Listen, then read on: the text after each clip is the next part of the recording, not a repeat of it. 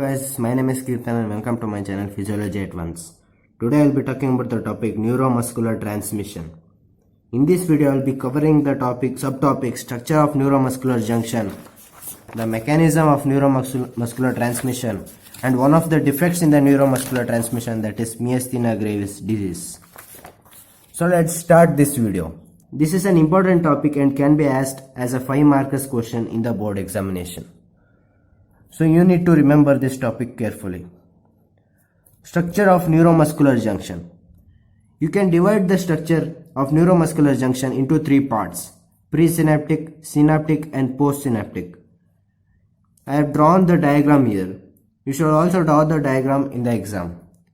So let's start with the presynaptic one now.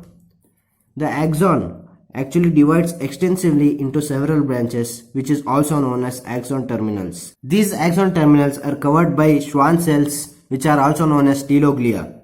Actually, this axon terminal loses the myelin sheath upon dividing in the axon terminal.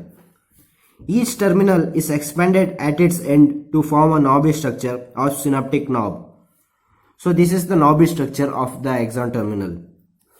It contains numerous vesicles and mitochondria. So what does it mean that it contains numerous mitochondria? It is highly metabolic. So therefore many actions take place in this area. The vesicles are clusters around the specific points called active zones. The vesicles are actually clustered around some places and these are called active zones. This is an active zone. These active zones contain calcium channels which regulating in release of the ACH from these vesicles. ACH is nothing but the acetylcholine, which is necessary in the neuromuscular transmission process. So let's label this one. This is the axon terminal. This is the myelin sheath. This myelin sheath does not come in the axon terminal. This is the teloglia cell. This is the mitochondria, and these are the vesicles.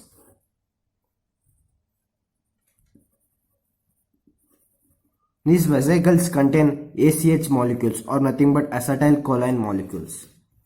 So let's talk about the synaptic cleft, which is the second part of the neuromuscular junction. It is a gap between the button or the synaptic knob and muscle fiber, which is about 40 to 100 nanometer wide. The basement membrane contains enzyme which is the acetylcholinesterase, which is also known to rapidly hydrolyze the acetylcholine molecule into acetate and choline. So this is the basement membrane. This is the basement membrane, and this is the part of the synaptic cleft which contains this enzyme. This enzyme is necessary to disintegrate the excess of the acetylcholine and convert them into acetate and choline, which is reused again in the formation of the acetylcholine. So let's talk about the next part of the neuromuscular junction, that is postsynaptic membrane. So this portion is also called as the end plate membrane because it is almost the end portion of the neuromuscular junction. The area of the end plate membrane increases many times as it is thrown into several folds called as junctional folds. So these are the junctional folds which I am underlining in the pen now. So these junctional folds actually increases the surface area for the connection of the acetylcholine with the acetylcholine receptors present in the end plate membrane. So this end plate membrane contains numerous acetylcholine receptors, as I talk now, which are concentrated at the crest of the junctional folds. These are the crest of the junctional folds. So if we mark this is the junctional fold. This is the end plate membrane.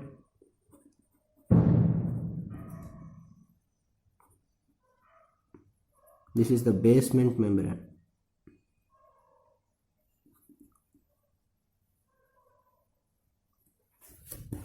So now let's talk about the next subtopic, which is the mechanism of neuromuscular transmission. So there are also 3 events which take place in this mechanism, which is presynaptic, synaptic and postsynaptic events. So let's talk about these events one by one. In the presynaptic events, first the action potential depolarizes the membrane of the terminal buttons or the synaptic knob.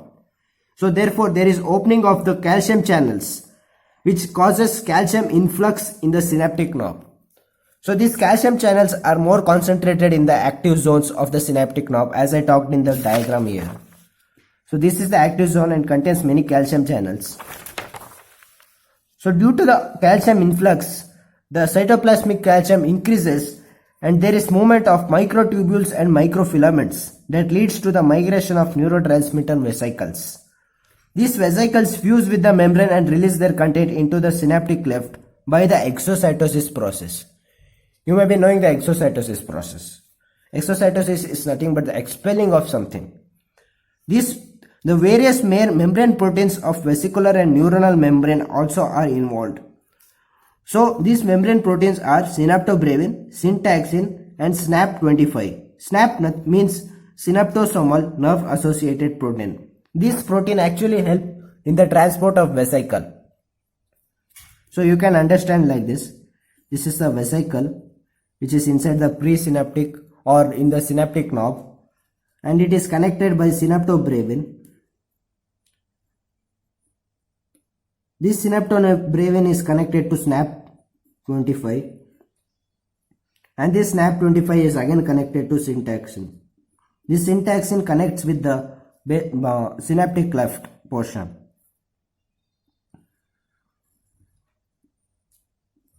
So this is the knob. This inside is the knob. This is the vesicle. This is the synaptobravin, SNAP25 and syntaxin. You can remember that synaptobravin is a vesicular membrane protein syn is same in both of them and A comes first in the synaptobravin. So it is actually coming first in the neuromuscular junction, which is it is connected to the vesicle. So synaptobravin is a vesicular membrane protein and syntaxin T comes here. So syntaxin connects later. So it is a neuronal membrane protein. So let's talk about the next event, which is the synaptic cleft events. So in the synaptic cleft events, the acetylcholine molecules bind to the receptor present at the postsynaptic membrane. But some are hydrolyzed by the acetylcholine esterase, which I talk now. However, the amount of acetylcholine molecules which reach the end plate region is sufficient to elicit an action potential. So this is a safety mechanism actually. Even if the acetylcholine molecules are decreased, there will be enough number of acetylcholine to elicit an action potential. So let's talk about the end plate events now. In the end plate events, there is first the binding of acetylcholine to the acetylcholine receptor, which allows sodium influx producing a graded potential, which is also known as end plate potential. So graded potential is actually different from the action potential, that it does not follow all or none principle. It does not follow all or none principle. So it actually depends upon the stimulus. If the stimulus is more, the graded potential will be more. So the end potential decreases the membrane potential to firing level and opens the voltage gated sodium channels, resulting in action potential. This end potential actually helps in decreasing the threshold and it makes it easier for the action potential in eliciting the action potential. The action potential propagates along the sacrolemma and T-tubule network, activating the contractile machinery. The T-tubule network is nothing but the network of the sacrolemma which helps in conducting the neuronal transmission in the muscle. I will be talking about this T-tubule network in the upcoming videos. Since the binding of acetylcholine is loose and reversible, it gets diffused and rapidly hydrolyzed by the acetylcholine esterase. This leads to the closure of the ion channels, cessation of the end potential and the action potential also. So this means that the end potential is not permanent. It actually stops when the acetylcholine diffuses from the acetylcholine receptors and get hydrolyzed. So this is the mechanism of the neuromuscular transmission. Now let's talk about one of the defects of the neuromuscular transmission, and this is the Myasthenia gravis disease. This myasthenia gravis disease is a neuromuscular autoimmune disorder. So autoimmune is an important term here.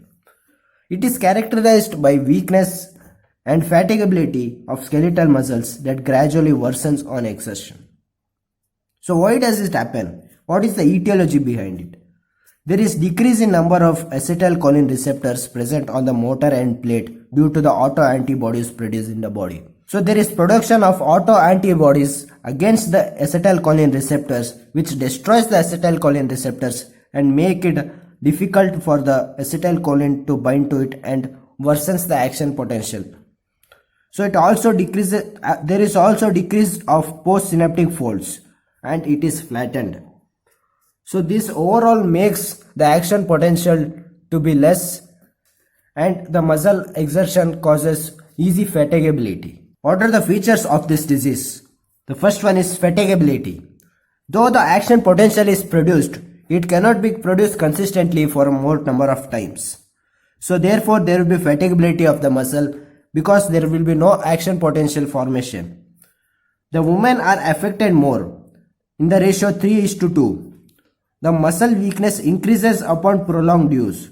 As I told now, the action potential is elicited for a small amount of time. But after prolonged use, the action potential decreases and the muscle cannot excite more, therefore causing muscle weakness. The extraocular muscles and eyelids are also often involved. So this shows ptosis. Ptosis is actually the drooping of the eyelid. You can observe this as a clinical sign of this disease. The proximal limb muscles are commonly affected in the myasthenia gravis disease. The proximal limb muscles. So what is the treatment of this disease? Administration of acetylcholine inhibitors. So when you inhibit this acetylcholine esterase enzyme, there is actually reduction in the hydrolysis of the acetylcholine molecule.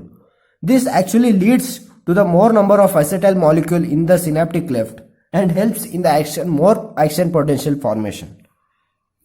Thymectomy. If you remove the thymus, there will be immunosuppression and therefore the autoantibodies are reduced.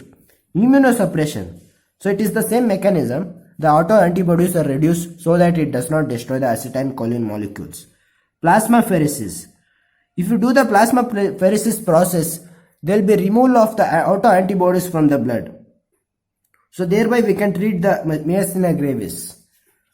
So that's it for today guys. If you found this video helpful, please like, share and comment, and also don't forget to subscribe to support my mission of making physiology easy, simple and understandable. Thank you.